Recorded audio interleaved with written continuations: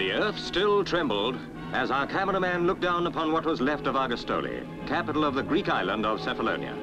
Here, as in the neighboring Ionian Islands of Zante and Ithaca, out of the sunshine, disaster had struck. In the shadow and confusion of its passing were 10,000 homeless, 4,000 injured, and 1,000 dead. And every moment the figures mount. Further shocks on top of the first horror left a trail of devastation and fire. Early on the scene were men of HMS Gambier and Daring, with other units of the Mediterranean fleet coming up fast from Malta. After initial terror and panic, reports say, the population is calm, but it is a calmness born of shock. Most of the survivors have made their way to the hills, and meanwhile the work of rescue and succor goes on, including supplies dropped by parachute.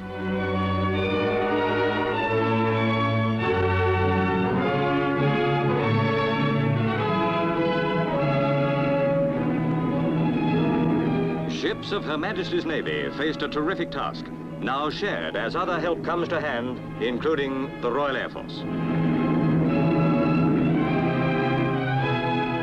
Clothing, medical supplies, bread for 5,000 daily.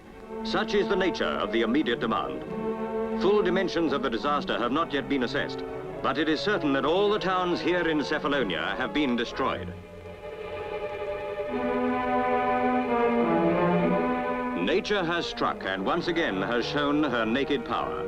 And once again, in the face of calamity, men of many nations have shown their capacity for cooperating in the noble task of helping the victims. And while that work goes on, the sympathy of all is extended to the people of these stricken islands. Once peaceful in their sunshine, they lie beneath a pall of death. Death that came in its most horrifying form when their world collapsed about them.